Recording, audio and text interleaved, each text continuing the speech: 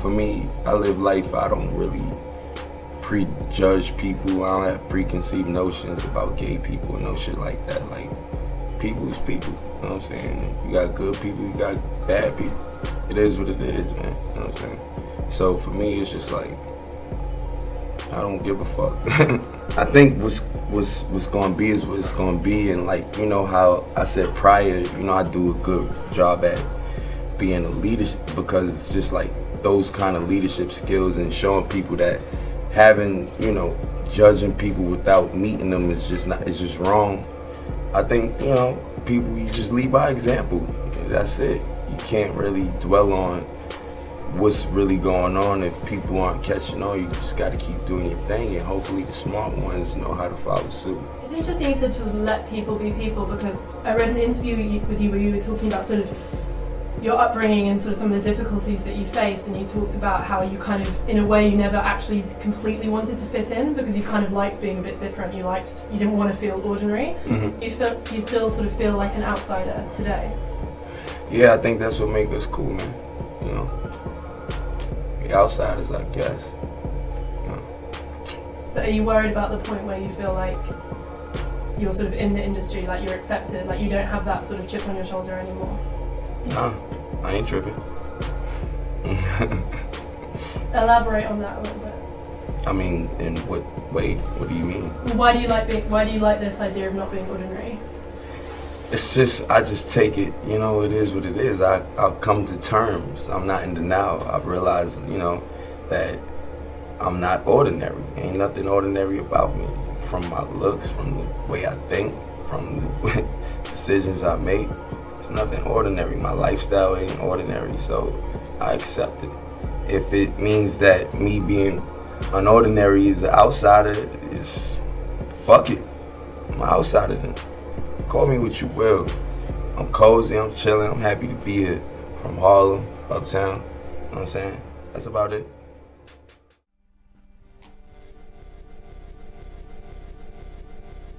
The internet is the biggest platform, and you guys know this already. People myself with no kind of experience, it gives us a platform to showcase our talents. For instance, I started ASAP, pardon me, I didn't start ASAP. I joined in 2007. It was a crew from Harlem. If you guys don't know about it, that's my crew. And it was a bunch of just teenage kids that just wanted to do teenage things. You know, I don't think I have to specify at this point, right? Basically, you know, that leads to nothing because you just, you know, wake up and before you know, you just spend all summer having fun. You don't have anything accomplished. You don't have any money, you don't have a job, nothing, right? I looked around and I just said, man, we gotta do something about this. We need to utilize each other because together we're all a collective. And that was the obvious. I think the main part in our day and age is just identifying and stating the obvious. Like common sense, you'd be surprised how many people lack it, you know? And I used my common sense. It led to me trying to use the internet as an outlet to market myself, to get my brand out there. Because nowadays, by a show of hands, how many people are aspiring artists out there, rather it be music, you know, painting or no. For those of you who are trying to be artists or who have it in them, there's just so many different, the ways that you would market a brand as far as a company and a corporation is the same way you have to market yourself these days. Because a brand is no longer like just a company, it could be an individual. For instance, if ASAP Rocky goes out and, you know, which this would never happen, but shoots 100 people, it would mess up my brand. It would mess up my brand as a person. What about my friends who had nothing to do with it? What about my, you know, that's what I mean by that when I tell you guys that we're all a brand. And I came here today to talk about that.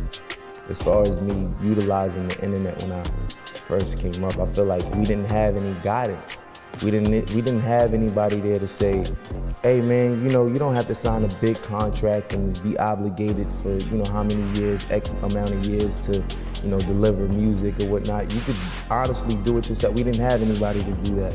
You know, we didn't have anybody to tell us how to market ourselves. We didn't have none of that. So I had to kind of teach myself. And as easy as it seems, I'm speaking for myself when I say I had to work really hard for anything I ever got. Even being here is an honor, you know, and this is me. I know you guys attend here, but me even talking here is a dream come true, you know. Be 26 years old and to come, you know, to Oxford and to be walking down and you see people that look like hipsters, you see people who like hip hop, you see people who, you know, look kind of regular. It shows the progress, man. My generation, and I love it. It's like, you know. Do you want to fall in love again? Sure. But just not right now. Tomorrow, today. Why not? You giving everyone hope right now. See, here's the thing, because it's like love, man. If you go looking for it, you're not gonna find it. You're not, man, because love comes to you. Yeah. You know, it's like a gift. So you just gotta, you know, you gotta try to stay humble and not block your blessings. Listen, you like the album? I well, you gotta love it. listen to it. I love the Schoolboy Q song. That shit is this album. You worked with who you wanted to work with. Yes. This is why, you know, like when there's artists that come in, we're just not industry people at all. Listen, and unfortunately, we work in the industry, and I just want to inspire the people to try to be themselves more nowadays, man. It's like, man, look, man, I don't claim to be right, man. Like, you know, and I'm sorry I keep preaching. It's just that I haven't spoken to people in 2 years. And forever. I just want to be clear. Like, man, listen, I'm not perfect. And I know I'm not perfect. Yeah. I'm just giving y'all life the way I see it. You know, hopefully y'all enjoy it. That's it, man. You know, I'm not right all the time politically. You know, just socially, sometimes I'm wrong. You know, and it proves it on this album. You know, it is what it is. I'm tired of just talking about what they want me to talk about. Like, for me, I feel like I'm so glad that I waited until now to do a Kanye. Right. You know, because now it's like they like, man, okay, we heard y'all on this, you know, because people been waiting so long, but we didn't give them what they expect. They expected us to do a regular a Lamborghini Mercy kind of beat. Right. Go in and just, you know, sell some That's not what we want to make music. How was that? That was amazing. That's Kanye West, man. Yeah. Let's not forget, you know, and I'll be here like just tooting my own horn if I didn't say that man is like one of the greatest. Yeah, absolutely. Of all time. I had an argument about this last night because I love Kanye. Lil Wayne is one of the greatest of all time.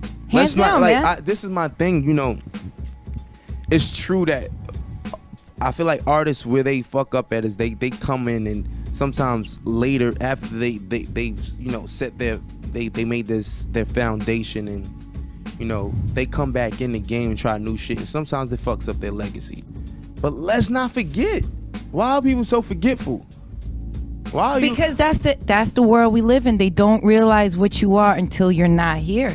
I had literally had this conversation. Kanye's genius or Wayne's genius. You know, they gonna treat those dudes like Tupac. Absolutely. When he died, everybody gonna be breaking down the lyrics. Why not break it down now? Why not? Why can't we appreciate it now? It's not dick riding by showing love to somebody like that, man. It's crazy. It's crazy. I know. It's so crazy because the point is, like, everybody's obsessed with being the talent or the artist. And it's just like, it's not meant for everyone. Skinny jeans aren't meant for everyone. It really isn't. You know, like, everything isn't for everybody. It's certain things I can't get away with. You know what I'm saying? Like, it's not for everyone. You know, I just make it look good. You know, I'm just saying. It's just certain things.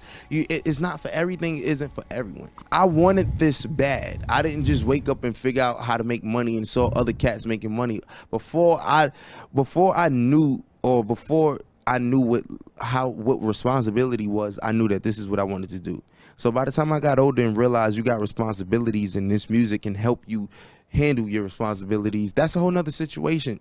This is embedded in me. I was named after a rapper. Yep. I changed my name just so I didn't disrespect that man's legacy, because I said I got to prove to these people that I'm worthy of my name, and that's why I named the abbreviations Allah, the Return of the God MC. Yeah. You know what I'm saying? That's all I'm saying. I wish I had Rakim on this album.